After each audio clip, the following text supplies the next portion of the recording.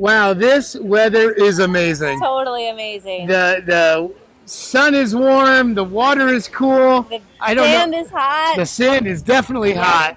I don't know where else we'd rather be right now Then right here than right here. So, hey, where are we at? with Katie. And Matt. Matt, we are here on La Playa Sasua, and tonight we are going to bring you some interviews and some stories with the adults on this team. You've heard all nice week from the change. students, but you know, these trips are just as good for adults as they are kids. For sure. So we can't wait to share with you their stories. Yeah, I'm Stay sure they're going tuned. to bring some good stuff. All right, everybody, let's get ready. Katie, Yep. you know what I'm going to say, You don't don't you? even need to say it, Matt. This could be potentially our last Where Are We At With Katie. and Matt in the DR. But you know what? What? We can go other places. We could. We could. Our job doesn't have to end here. This is true. And I think with all the great interviews we've had, Yeah. the sky's the limit. Right? But before we say that, we have 2 Pauls to interview. We do. Oh, wait, yeah, 2 Pauls. 2 Pauls. Well, good evening, everybody, for our last Where Are We At with Katie and Matt. And we couldn't finish it with anybody better than our 2 Pauls. Katie, take it away. So we've got here to my right, Paul Donaldson and Paul Schaefer. Paul Schaefer. These 2 gentlemen have been just the backbone of our adult crew, and we're so grateful to have you here.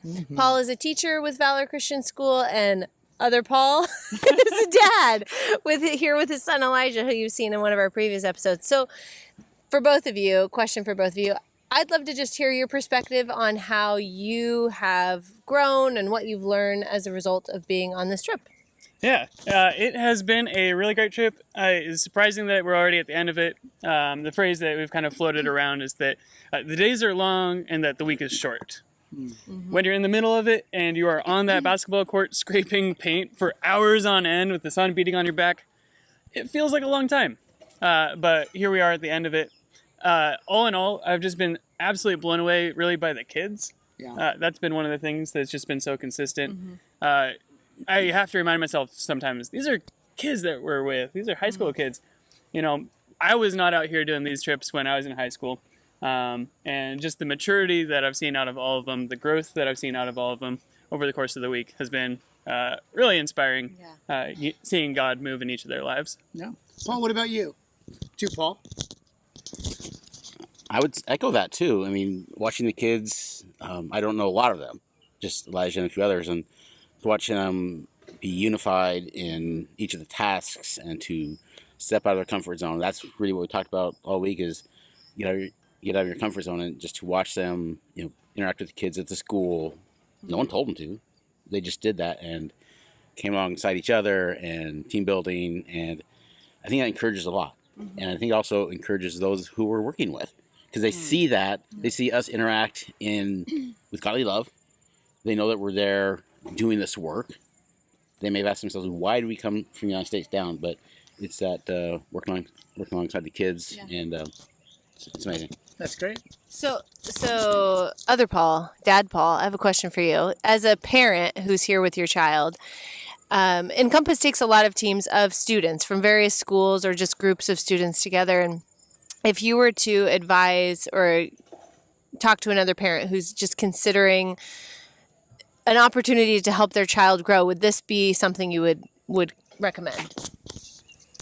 Hands down, I would. One of the things I had to tell myself is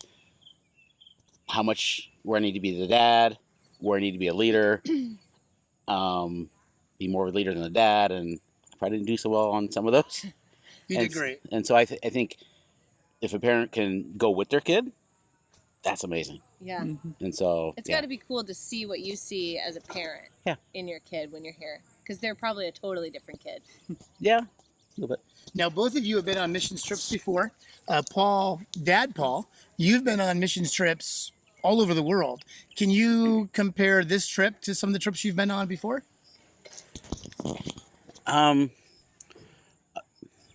I've done a lot of construction projects on other trips, and so that aspect of it was very similar. One of the big words is flexibility. Be flexible, because you don't know what you're doing. we set our plans out and God says, no, how about do something like this? And so from the construction, that was very similar. But the more, I don't know, if it's difficult or challenging part was on all the trips I've gone on, I've had more involvement in planning and, training. And here's like, I don't know what we're doing. Showed up So at the long for the airport. ride. And so you're really being flexible. Okay, God, I'm here. I want to be used where He wants me Yeah. to be used. Yeah. Yeah. So for Teacher Paul, a question for you. In my experience, I've found it pretty unique for schools to send their students on mission. So as a teacher, what are some of the learning opportunities, the educational value that you're finding that your students are getting on these types of trips? Really, I think one of the most powerful things that the kids get to take away from any trip that they're on, whether it's here to the DR or to Haiti or the other trips that Valor sends out every year, is getting to learn how to work with other people in challenging circumstances. I mean, one of the things that we really try to do in the classroom, of course, is to encourage them to work in group projects, because a lot of life is group projects, whether you're working for a business or just even in a family. A family dynamic has different people playing different roles that all need to come together to accomplish a bigger task. And we can do that in a classroom, but it's completely different than when we're out here in the field. When you're in the difficult conditions, maybe running on low sleep, eating different food than you're used to, in different weather, and doing things that require skills that you're not really used to. Sometimes that's painting, sometimes that's the concrete work.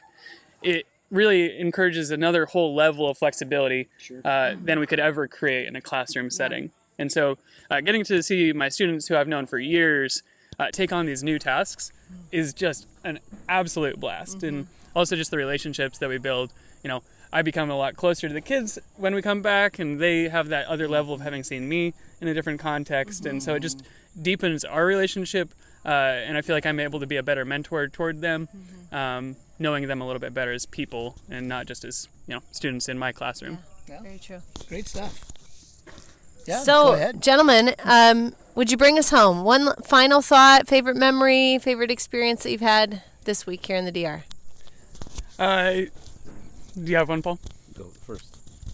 Paul, one, go first. I think one of the coolest things yesterday, right at the end of our week, after having spent 3 days at the same school, we got to go out into the community around the school. And I think some of the kids yesterday kind of talked about this. But seeing how integrated that community was absolutely an incredibly powerful takeaway. We got to go out and go to home and really just meet people that we would never come across in our day-to-day lives. And just getting to see the light of their eyes, just to have us kind of show up and visit, to take interest in their lives and see where they were at, was really cool. And They were then, so proud, weren't they? yeah, they were super proud. And our kids stepped up and were so powerful in engaging with them beyond just, hi, how are you, what's your name? But they really took that next extra step and would also pray for the families and the kids and the parents as well. And So- you met somebody too, Matt. As did. a Yankees fan, Yes. hence the shirt. Matt got to meet. Well, I'll let you share. If I ever wondered if this was the right trip to go on, I was given the right answer when we met the wife of a New York Yankee coach. Yes, they actually live in that community, and she's actually going to see her husband at spring training. Her husband's in Tampa right now with the New York Yankees. He's with the farm league, but still they play with the major leaguers, and he follows around this really good prospect, and if the guy goes on to the majors this year, he very well will follow it. And we saw the house that he lived in. We met his kids. I mean, everybody lives down Matt here. almost broke out his autograph. Yeah, I could have. Pretty fan moment. Yeah, she could have talked. We could have talked for hours together, and it's definitely a pro Yankee community. So of course I was very supportive of that and gave a lot of high fives. Yeah, nobody knew who the Mariners were. I think they called the Mariners. They thought the Mariners were the farm team to the Yankees, and I think Paul agreed. So yeah, it was great. All right, Dad Paul, bring us home. A couple things. Working with Roberto, saying we're going to smooth the wall. I'm thinking, we'll take sandpaper. We're going to sand some walls down and get ready for painting.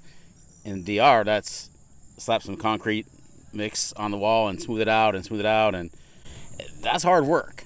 And so, but Roberto was a great teacher. He was patient. He would be explaining, and obviously we don't work as fast as he does. Yeah. But just that relationship building is what it's about. And He was very supportive and appreciative of that. yes, very much.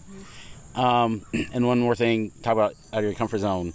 Eduardo, the security guard, I, with what Spanish I know and Google Translate, the night just for a few minutes, then he left and I thought, okay, he came back later and I just talked with him for about another 10, 20 minutes and just got to know him a little bit more. And so, that's what mission's about. It's relationship. It's going out in your comfort zone and who knows, we'll see them again. But I try to point him towards, we're doing this because of God's love and eternal life that we have from Him, and that's why we come down here. Yeah. So as much as you can point them through your action and words, that's what it's about. Yeah. Perfect. Totally. And I think just to follow up and end off of what you said, I think regardless of the language barrier, when you're interacting with somebody, you're just acknowledging their existence and edifying their worth, and I think that's really what we're all hungry for, is to know that we're valued and loved. And so Simple as that. yeah. Well, So gentlemen, thank you for serving with us this week. Yes. Thank you for being a teacher and a parent and just willing to give up your time. And Matt, it's been a pleasure. it has been a pleasure with me as well. And social media world, until we see you again, Maybe in another country. maybe in another country. Who knows? Or maybe on another side of another country. Hope so. All right, everybody. Have a great night. Adios. Hasta Bye. luego.